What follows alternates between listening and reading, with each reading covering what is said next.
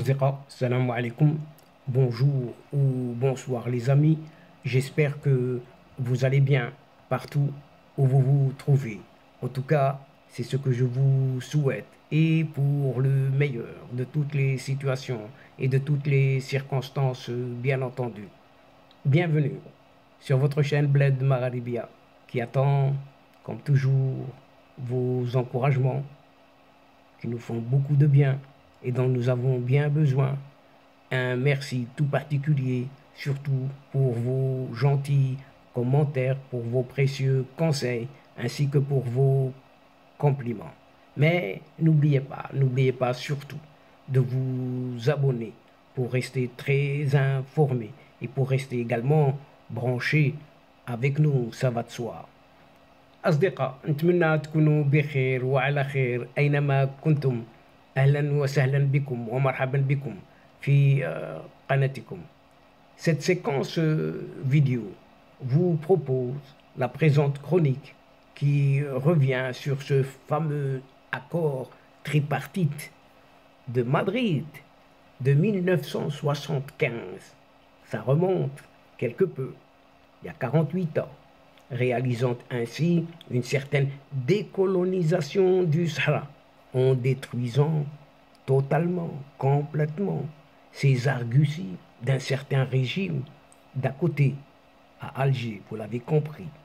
La littérature là-dessus, des médias algériens, a commencé par cet APS, sans en démordre. Algérie, presse, service, c'est habitué à une irascible avanie de mensonges, comme d'habitude, vous allez me dire, qui reflète davantage une méconnaissance totale et surtout ahurissante du dossier du Sahara marocain que de l'effet de miroir, comme d'habitude, propagandiste, créé par un certain Moisy Karoubier. Cette affaire du Sahara constitue la plus grande escroquerie du siècle, car la revendication de ce territoire, occupé jusqu'en 1975 par une certaine Espagne, était posée déjà par le Royaume du Maroc en 1956, tout juste après la libération du pays, tandis que cette Algérie-là, devenue par la suite une pseudo-indépendante, seulement en un certain mois de juillet 1962, ne connaissait absolument rien, mais alors strictement rien à cette problématique, encore moins le fantomatique Polisario, créé seulement en 1973 par ce même Karoubier et ses sbires, ça va de soi. Une revendication officielle déposée par le Maroc en 1963, relancer de nouveau cette affaire de restitution de ce territoire saharien. Et encore une fois, ce Moisy Karoubier n'était pas encore au pouvoir à ce moment-là, puisqu'il attendra 2 ans plus tard pour renverser son propre colistier de toujours, qui se disait bon bellissimo, et s'emparer du pouvoir. C'est dire aussi la monstrueuse duperie et l'imposture des héritiers du Karoubier entre eux, qui passaient son temps à insulter un certain roi, feu Hassan II, et surtout le peuple marocain. Le Maroc, pays occupant, première insulte. Deuxième, le Sahara, dernière colonie en Afrique, etc., etc.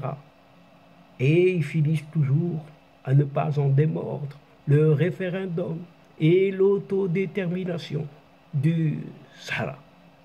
Tant de verbiage n'avait cessé depuis 1975 de rebattre les oreilles du monde entier avec des formules ronflantes que cette agence, Algérie, presse, service, APS, agence officielle algérienne, voit la voix de son maître bien entendu, s'exécute, ainsi que toute l'armada des médias manipulés par les services de renseignement algériens, assommer l'opinion publique.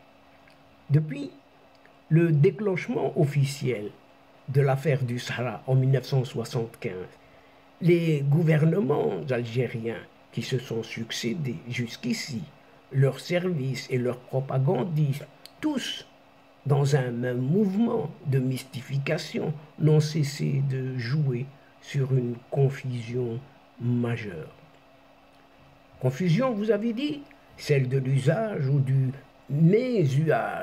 mésusage volontaire du concept de décolonisation. Avec cette conséquence malheureuse que certains gouvernements et États du monde se sont laissés fourvoyer, tomber dans le piège. Pire encore, les responsables de la diplomatie marocaine n'ont pas, voire jamais accordé une attention toute particulière à ce point précis, celui de la formule de décolonisation qui est à la propagande algérienne ce que le pivot est à une architecture. Tant et si bien que d'une négligence à une simple et piteux abandon de la part de ces responsables marocains, on arrive justement à ce paradoxe que ce sont les stipendiés algériens du Polisario qui réécrivent cette histoire du Maroc en la déformant complètement à leur guise et, grave encore, en l'utilisant contre les propres citoyens, citoyennes, marocains. Tout cela en ayant cet irrésistible fantasme d'accession à l'Atlantique. Bien sûr, vous l'aurez compris, passe encore que ce dossier est à peine bien défendu, qu'il change de main et d'acteur, mais qu'un point essentiel comme celui du processus de décolonisation fasse l'objet d'une violation sémantique à dessein, d'une quelconque ignorance, et servent d'argument aux adversaires patentés. Voilà qui révulse un peu partout, non seulement au royaume, mais aussi à l'extérieur. Le dossier du Sahara n'a jamais opposé que le seul Maroc et la seule Algérie, que ces deux-là. Cette Algérie, laquelle utilisons depuis le début de 1975 comme une guerre de tranchées, avec l'objectif avoué ou inavoué de s'approprier un territoire bel et bien marocain depuis la nuit des temps, d'y installer une république fantoche, la pseudo-Rast. Rast, c'est rien à se mettre sous la dent, et de s'accaparer de ses richesses sans compter l'irascible rage d'encercler le Maroc dans ses frontières méridionales, par l'Atlantique par exemple, et à ses frontières à l'est. Et vous l'aurez compris. Autrement dit, toute la géopolitique, peaufinée depuis des siècles par des rois qui se sont succédés au travers de l'histoire de cet empire marocain, tomberait dans l'escarcelle d'un quelconque régime algérien qui, non content de posséder en abondance pétrole et gaz, d'avoir multiplié par 10 sa superficie au détriment des autres, en accaparant au moins 6 ou 7 territoires marocains du sud-est, voudrait encore, outre le Sahara oriental, mettre la main sur celui appelé occidental ou atlantique et sur ses ressources surtout. En fait, donc de décolonisation que les gouvernements algériens successifs n'ont cessé d'agiter depuis 48 ans maintenant.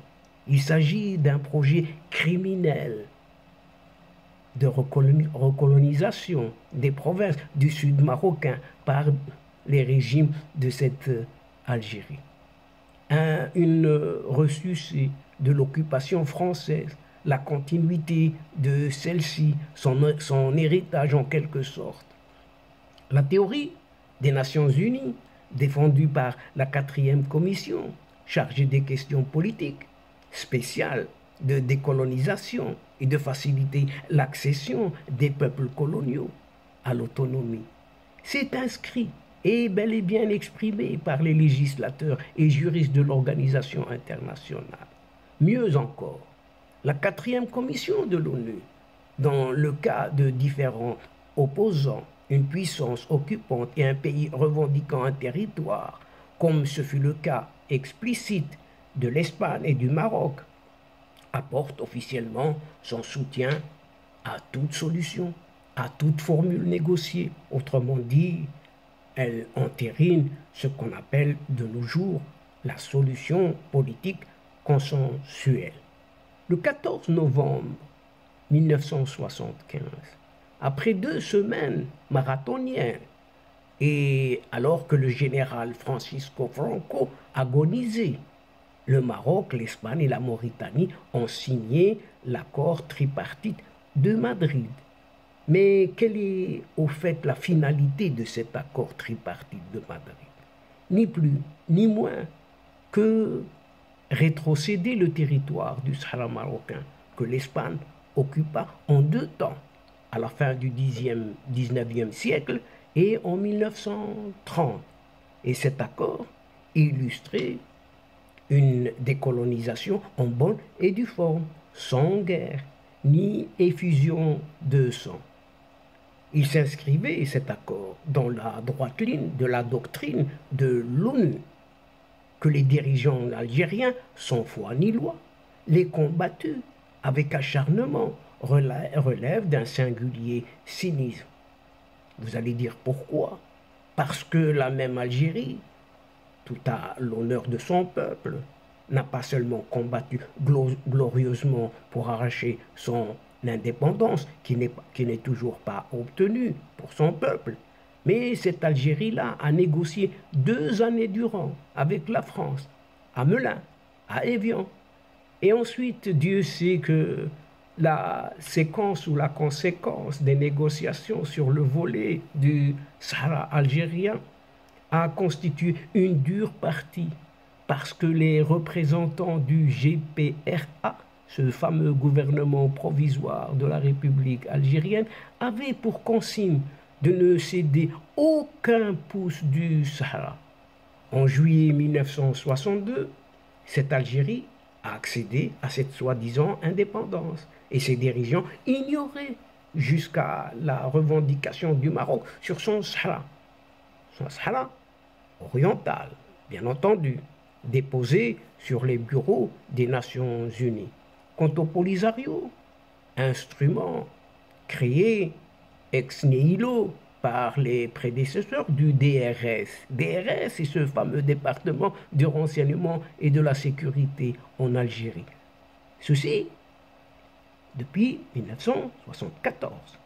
Personne ne contestera que ces dirigeants sont originaires, pratiquement tous, du Maroc, ni plus ni moins, manipulés et devenus créatures des services algériens. Pourquoi donc ce qui était bon pour l'Algérie, avec la France, ne le pourrait être pas pour le Maroc, avec l'Espagne? Deuxième question ici, pourquoi le Maroc ne serait-il pas dans son droit et dans ses bottes, tout simplement, comme une Algérie qui, au mépris du bon voisinage avec le Maroc, s'épuise à lui contester son Sahara? D'autant plus